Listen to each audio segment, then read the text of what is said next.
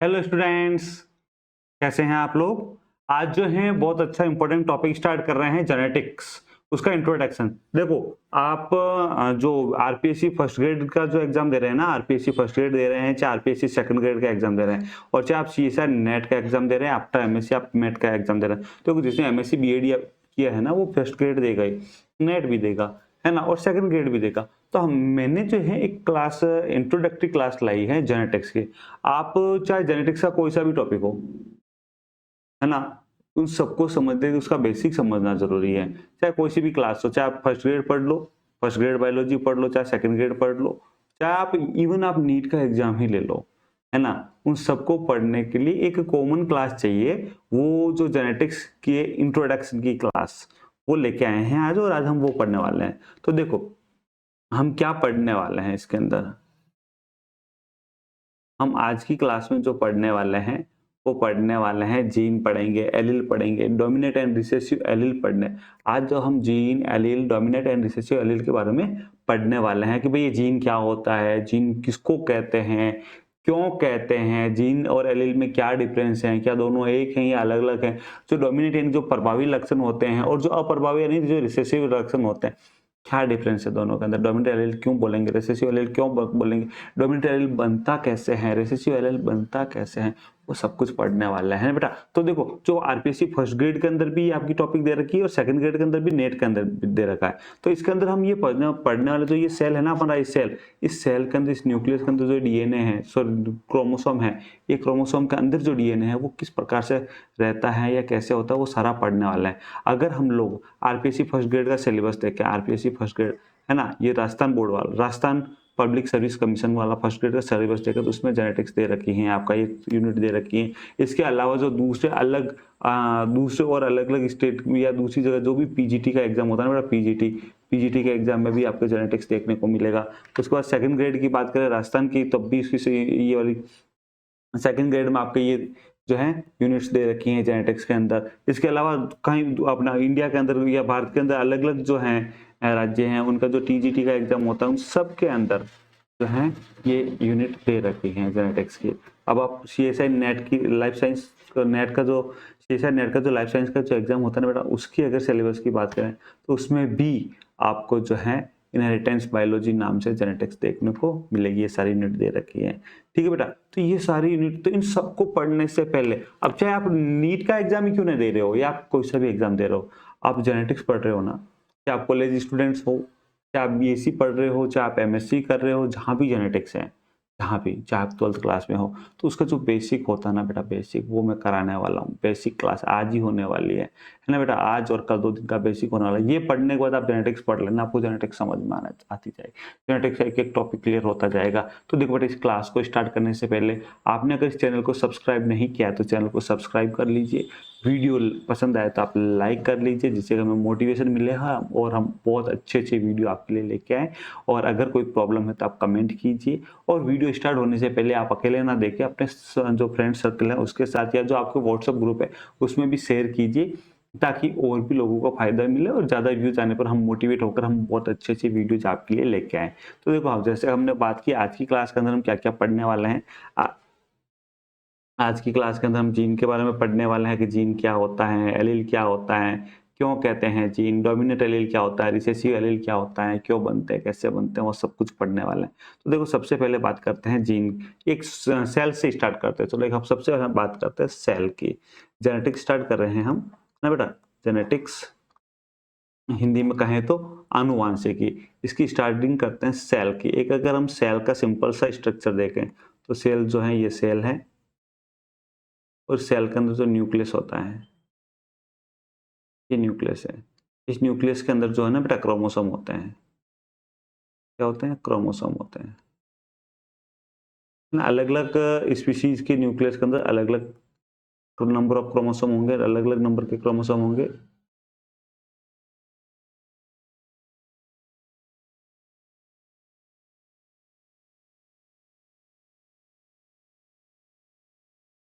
अगर हम human being की बात करें, किसकी बात करें? ह्यूमन बीइंग की। ह्यूमन, हमारी बात करें ह्यूमन बीइंग की, और इसमें भी हम मेल की सेल लेते हैं। क्यों लेते हैं वो अभी हम आगे बताएंगे, मेल की सेल ही हमने क्यों ली है है ना। अगर मेल की सेल है तो इसके अंदर कितने होंगे, 46 क्रोमोसोम होंगे, 46 क्रोमोसोम या गुणसूत्र।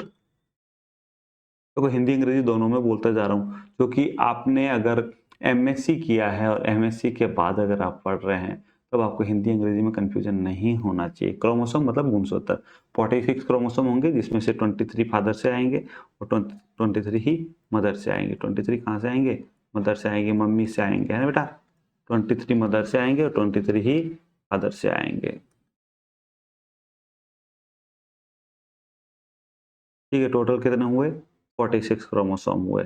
ठीक है, और जब ये 46 क्रोमोसोम है तो इस सेल को कैसे कहते हैं, 2n सेल कहते हैं। कैसी सेल है ये, 2n कह दो या डिप्लॉइड कह दो या द्विगुणित कह दो, 2n कह दो, डिप्लॉइड कह दो या द्विगुणित कह दो। ये सेल है 2n सेल है, यानी कि गुणसूत्र की संख्या द्विगुणित है, डिप्लॉइड है। ठीक है, अब ये क्रोमोसोम जो है बेटा, इन क्रोमोसोम को अगर हम इन क्रोमोसोम को इस न्यूक्लियस से बाहर निकाले, क्या करें, इस न्यूक्लियस से इस क्रोमोसोम को निकाले बाहर, और अगर इसको इसकी लंबाई के अकॉर्डिंग, अकॉर्डिंग टू लेंथ, लंबाई के अकॉर्डिंग अगर अरेंज करें, कैसे अरेंज करें बेटा, इनको इनके लंबाई के अकॉर्डिंग, तो जिसकी लंबाई सबसे ज्यादा है ना बेटा, जिसकी लंबाई सबसे ज्यादा है उसे देंगे नंबर 1।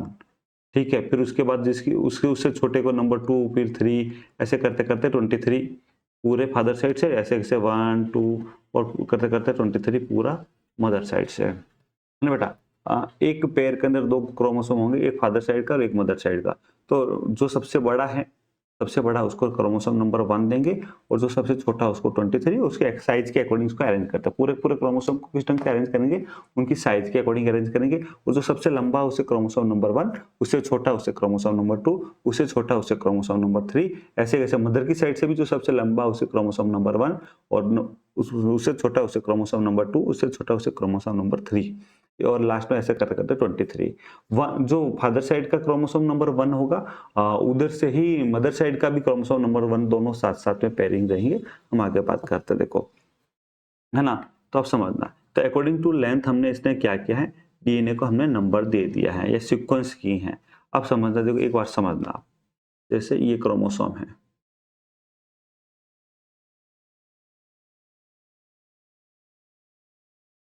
ये फादर साइड का क्रोमोसोम, ठीक है। ये नंबर 1, इसको देते हैं नंबर 1, ये मदर, और ये नंबर 2, ये number 2 number chromosome father side का। ठीक है, तो इसके सामने जस्ट जो है, इसके सामने होगा भी होगा, मदर साइड का भी होगा 1।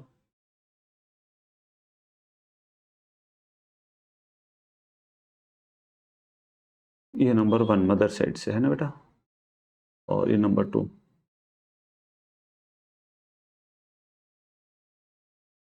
ये नंबर 2। अकॉर्डिंग टू लेंथ हम इसको अरेंज करते हैं, कैसे करते हैं, ये फादर साइड का हो गया, मेल साइड का हो गया, ये फीमेल साइड का हो गया। ये जो क्रोमोसोम, अच्छा एक चीज ध्यान रखना कि सेल के अंदर क्रोमोसोम नंबर 1 के बाद 2, 2 के बाद 3 ऐसे अरेंज नहीं होते। तो सेल में फर्स्ट वाला भी पहले नंबर पे आ सकता है, या 23 वाला भी आ सकता है, या कोई सा भी क्रोमोसोम। जैसे हम कहें कि सेकंड वाला फर्स्ट, फर्स्ट वाला फर्स्ट में से नहीं, सेकंड वाला भी फर्स्ट जगह पे अरेंज हो सकता है और फर्स्ट वाला सेकंड जगह पर। हमने नंबर दी है उसकी लंबाई के अकॉर्डिंग, है ना। तो ऐसा सीक्वेंस नहीं है, केंद्र केंद्र के अंदर ऐसी कोई सीक्वेंस नहीं रहती, न्यूक्लियस के अंदर ऐसी सीक्वेंस नहीं रहती कि सीक्वेंस वाइज क्रोमोसोम अरेंज हो, नहीं, सीक्वेंस वाइज क्रोमोसोम अरेंज नहीं होते। कोई सा भी नंबर का क्रोमोसोम, 14 नंबर वाला क्रोमोसोम भी फर्स्ट जगह पे लग सकता है, और सेकंड जगह पर फर्स्ट नंबर का क्रोमोसोम आ सकता है। कोई जरूरी, कोई सा भी नंबर का क्रोमोसोम फर्स्ट पे आ सकता है और कोई सा भी नंबर का क्रोमोसोम सेकंड पे आ सकता है। परंतु हाँ, फर्स्ट नंबर के क्रोमोसोम, फादर के जो फर्स्ट नंबर का क्रोमोसोम है, उसके सामने मदर साइड का जो फर्स्ट नंबर का क्रोमोसोम होगा वो ही आएगा। फादर साइड का जो सेकंड नंबर का क्रोमोसोम है उसके सामने मदर साइड का सेकंड नंबर क्रोमोसोम है, वही आएगा पेयरिंग में। और 13 नंबर का, जो 13 नंबर का क्रोमोसोम है फादर साइड का वाला, तो उसके सामने मदर साइड वाला 13 नंबर वाला क्रोमोसोम ही आएगा। पेयरिंग के समय दोनों आमने सामने बराबर ही आएंगे, लेकिन क्रम में हमने लंबाई के अकॉर्डिंग नंबर दिया। कोई सा भी पहले नंबर पे आ सकता है, दूसरे नंबर पे आ सकता है, लेकिन जो सबसे लंबा उसको हम एक नंबर देंगे, नंबर 1 क्रोमोसोम देंगे, उससे छोटा उसे नंबर 2, उससे छोटा उसे नंबर 3, इस प्रकार हम इसको अरेंज करेंगे। अब समझना आप, एक चीज समझना, मान लो इसके अंदर क्या होगा, बेस पेयर होंगे। आपको पता है, आपने डीएनए का स्ट्रक्चर बनाया होगा, आपने डीएनए पढ़ रखा होगा, याद आ रहा हो आपको, है ना। तो ए डबल बॉन्ड टी, ये ऐसे होते हैं, जी ट्रिपल बॉन्ड सी, तो ये क्या है, बेस पेयर है, ये क्या है, बेस पेयर। कितने बेस पेयर है, ये एक, ये दूसरा दो, तो ऐसे ये क्या बेस पेयर, इसको क्या बोलते हैं, बेस पेयर बोलते हैं, क्या बोलते हैं बेटा, बेस पेयर, है ना। तो अब ये जो डीएनए होता है ना बेटा, डीएनए डीएनए के मतलब ये क्रोमोसोम के अंदर जो भी डीएनए होता है उसका संपूर्ण भाग फंक्शनल नहीं होता, क्रियात्मक नहीं होता, फंक्शनल नहीं होता, कार्यात्मक कोई कार्य नहीं करता। ठीक है, तो समझना इस चीज को। डीएनए मान लो डीएनए का जैसे आपको समझाऊं मैं इसको सिंपल भाग में, मान लो डीएनए का वह भाग, तो समझ, डीएनए का वह भाग जो कि क्रियात्मक एमआरएनए बनाए और क्रियात्मक एमआरएनए क्रियात्मक प्रोटीन बनाए, उसे जीन कहते हैं। समझना इस चीज को। डीएनए का वह भाग जो क्रियात्मक एमआरएनए बनाए, क्रियात्मक, और वो आगे जाकर क्रियात्मक प्रोटीन बनाए, उसे फंक्शनल डीएनए कहते हैं। मान लो जो ये डीएनए नंबर 1 है, इस डीएनए नंबर 1 के अंदर जो है शुरू से 1 से लेकर 100 बेस पेयर तक तो कोई काम नहीं करते, लेकिन जो 101 बेस पेयर से लेकर 1000 बेस पेयर तक, 101 से 1000 बेस पेयर तक का जो डीएनए है वो एक फंक्शनल एमआरएनए बनाएगा। कैसा बनाएगा, फंक्शनल एमआरएनए बनाएगा। फंक्शनल एमआरएनए बनाएगा और इस फंक्शनल एमआरएनए से एक कोई फंक्शनल प्रोटीन बनेगा। क्या बनेगा, फंक्शनल प्रोटीन बनेगा। कैसा बनेगा, फंक्शनल प्रोटीन, फंक्शनल प्रोटीन बनेगा बेटा, बात समझ में आ रही है, फंक्शनल प्रोटीन बनेगा, फंक्शनल प्रोटीन बनेगा। अब ये फंक्शनल प्रोटीन बनेगा, यानी कि ये 100 बेस पेयर नंबर 101 से 1000 बेस पेयर का जो बीच वाला भाग है ना, इसको बोलेंगे, मान लो ये यहां से यहां तक है, तो इसको बोलेंगे जीन। क्या बोलेंगे बेटा, जीन। ठीक है, इसके सामने जो फीमेल वाला, इसमें भी यही सेम जगह पर यही जीन होगा, सेम जगह पर यही जीन होगा। ठीक है, तो आपको समझ में आया कि डीएनए क्रोमोसोम के अंदर जो भी संपूर्ण डीएनए क्रियात्मक नहीं होता, संपूर्ण डीएनए क्रियात्मक एमआरएनए नहीं बनाता, क्रियात्मक प्रोटीन नहीं बनाता। उसके कुछ भाग होते हैं डीएनए क्रोमोसोम के अंदर, बहुत एक गुणसूत्रीय क्रोमोसोम के अंदर बहुत सारे जीन होते हैं ना, तो उस बहुत सारे जीन होते हैं। ठीक है, और ये सब किससे बने होते हैं, डीएनए का होते हैं। यानी कि क्रोमोसोम के अंदर जितने भी बेस पेयर होते हैं ना, सारे के सारे बेस पेयर क्रियात्मक नहीं होते। कुछ बेस पेयर क्रियात्मक एमआरएनए बना पाते हैं, कुछ नहीं बना पाते। तो वे बेस पेयर जो क्रियात्मक एमआरएनए बना पाते हैं जिससे कि क्रियात्मक प्रोटीन भी बन जाए, उन सब बेस पेयर को मिलाकर एक प्रोटीन को बनाने वाले जितने बेस पेयर है उनको मिलाकर बोलते हैं जीन, एक जीन। दूसरे प्रोटीन को बनाने वाले को बोलेंगे दूसरा जीन, तीसरे प्रकार के प्रोटीन को बनाने वाले को बोलेंगे तीसरा जीन। बात समझ में आ गई। तो जीन क्या है, समझ में आया आपको। जीन डीएनए का वह भाग जो कि क्रियात्मक एमआरएनए और बनाए और उसके बाद क्रियात्मक प्रोटीन बनाए, उसे बोलेंगे हम जीन बोलेंगे। क्या बोलेंगे, डीएनए का वह भाग जो फाइनली एक फंक्शनल प्रोटीन बना दे उसे जीन कहते हैं। आप लिख सकते हो डीएनए का वह भाग जो फाइनली एक फंक्शनल प्रोटीन बना दे उसे जीन कहते हैं। क्या कहते हैं बेटा, जीन कहते हैं। ठीक है, अब एक चीज और समझना, एक चीज समझना, ये फादर साइड और मदर साइड दोनों साइड में सेम जीन होगा। फादर साइड और मदर साइड दोनों साइड में सेम जीन होगा। देखो समझना, जैसे ये मदर साइड का, ठीक है, और ये फादर साइड का बना देते हैं।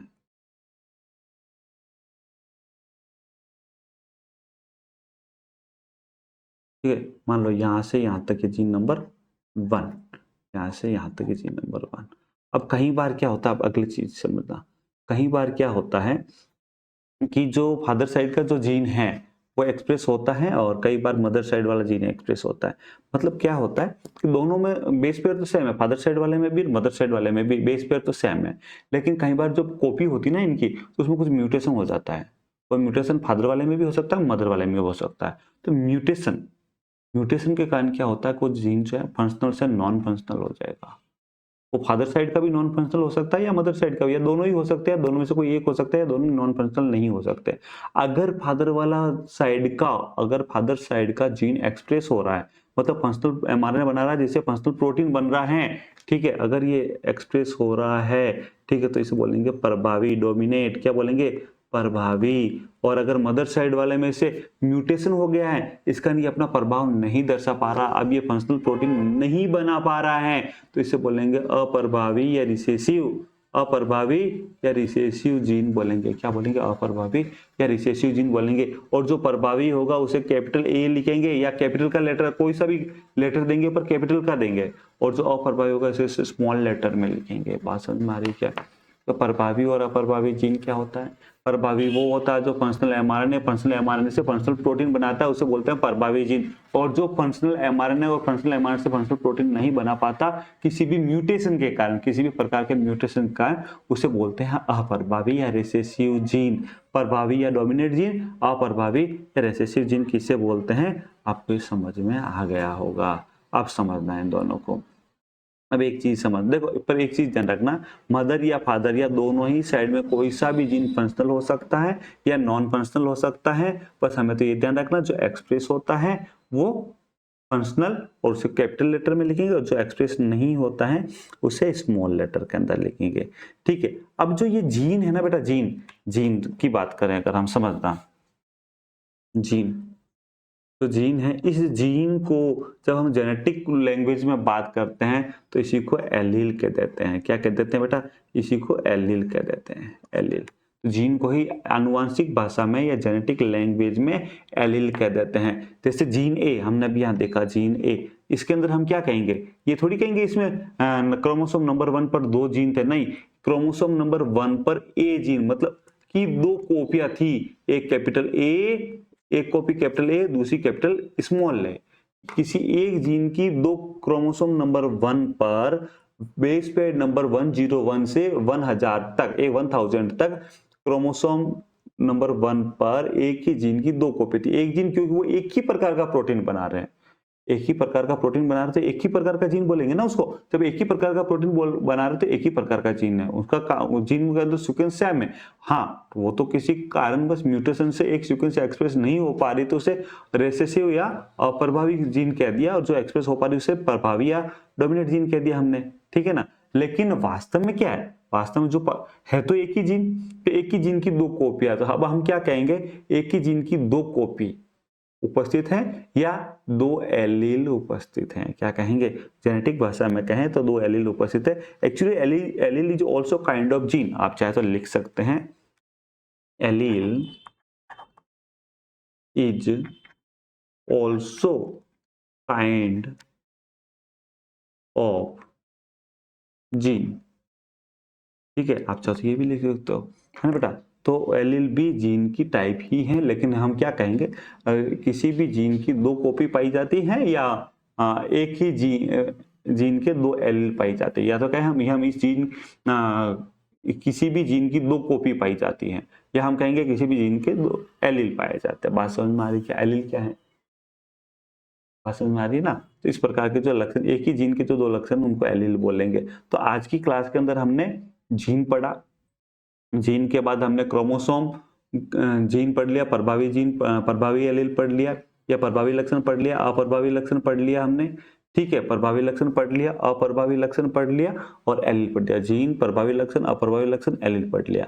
अब मेरी फिर आपसे यही रिक्वेस्ट है कि अगर आपको वीडियो पसंद आया तो लाइक करें, कोई प्रॉब्लम है तो कमेंट करें, नहीं तो अपने फ्रेंड्स के साथ शेयर करें, और अगर आपने चैनल सब्सक्राइब नहीं किया है तो सब्सक्राइब करें। कल इससे अच्छी क्लास लेके आएंगे, आगे इसी का इंट्रोडक्शन का सेकंड पार्ट लेके आएंगे, जिसके अंदर हम बहुत अच्छी अच्छी चीज़ें पढ़ने वाले हैं। हमारा यूट्यूब का चैनल का एड्रेस दे रखा है, आप चाहे तो यूट्यूब चैनल पर @science classes पाली, science_classes_पाली लिख के आप सर्च करोगे तो आप हमको हमारी क्लास मिल जाएगी।